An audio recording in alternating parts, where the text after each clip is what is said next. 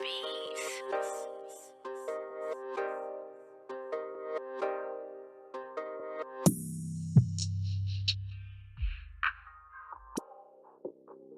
Yo, what's up, YouTube? This is your boy Junior, aka Smoking Guns, out here in Tucson, Arizona, representing the Ultimate Fight Club, giving you the latest content in boxing and MMA news that is out. So today's video is an update on ARTUR BETERBIEV, and when I seen this article, I was looking like, what the hell is this ish right here, man? This is friggin' effed up right here, man. But it goes on to state in the article, and this is coming out in BoxingNews24.com, that ARTUR BETERBIEV versus SVEN FORNLING possible for May 4th on ESPN in Stockton, California.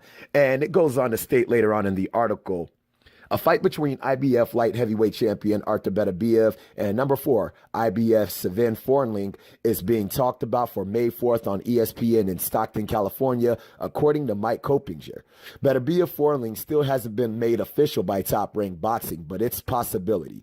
BETERBIEV versus FORNLING will be taking place on the same night as the unification fight between WBA WBC middleweight champion Saul Canelo Alvarez and IBF champ Daniel Jacobs on DAZN. That can't be good for either of these two fights, especially Canelo Jacobs. Since that fight is on a subscription platform DAZN, it would be wise for the management for BETERBIEV and FORNLING find a different date for their fight than May 4th. Competing against Canelo Jacobs fight might result in fewer viewers. It won't be good for the Canelo versus Jacobs fight either to have BETERBIEV fighting on the same night on a different network than their DAZN fight. But those guys have the far bigger fight. FORNLING is a virtual unknown with casual boxing fans in the U.S.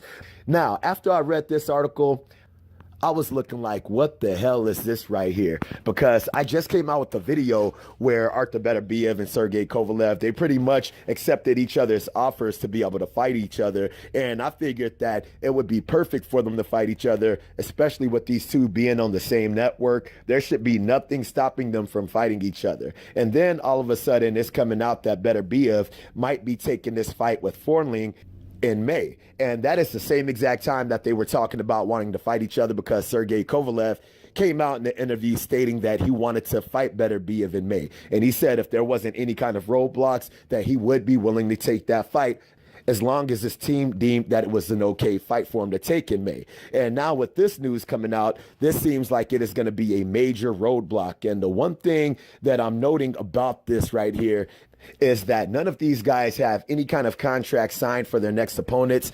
Even in this interview right here, it states that this fight hasn't been made official. So with this news coming out, it already sounds like they are in talks to fight with this opponent, FORNLING, but at the same time, it definitely sucks because everybody knows that a unification fight would trump any kind of mandatory.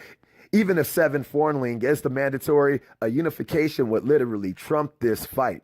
And with BETERBIEV fighting up against Sergey Kovalev, that would definitely be a step up in competition from the competition that he has been facing. Because let's just be honest, the competition that BETERBIEV has been facing lately has not been top-notch competition. And he definitely needs to fight a top contender.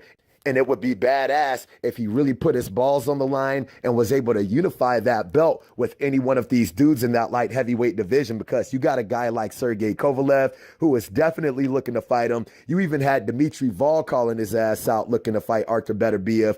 So with him skipping those two unification fights to fight SVEN FORNLING, dude, that is a very big disappointment right there, man. I really don't even know what to say about this. The only thing that I can say is, like it says in the article, it hasn't been made official. But if he does end up taking this fight, then the one thing that I can say about Sergey Kovalev is he's not the one that's ducking the smoke, because he has come out openly stating how he is willing to fight ARTUR BETERBIEV in May. And if he doesn't fight ARTUR BETERBIEV in May, I have a very good feeling that he is going to be fighting Gilberto Ramirez. And the main reason I'm saying that is because one of the videos that I put out yesterday talking about Billy Joe Saunders coming up to the 168-pound division to be able to fight for that vacant WBO title. Gilberto Ramirez is the one that vacated that WBO title.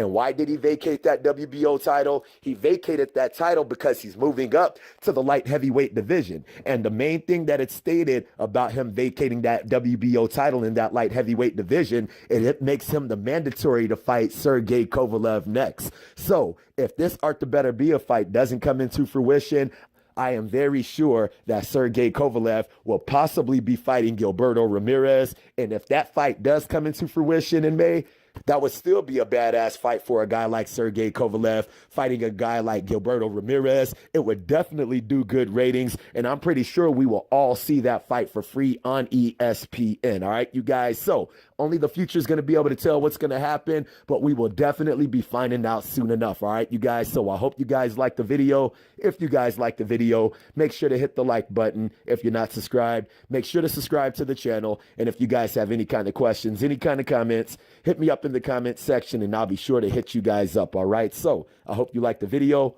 Holla at your boy.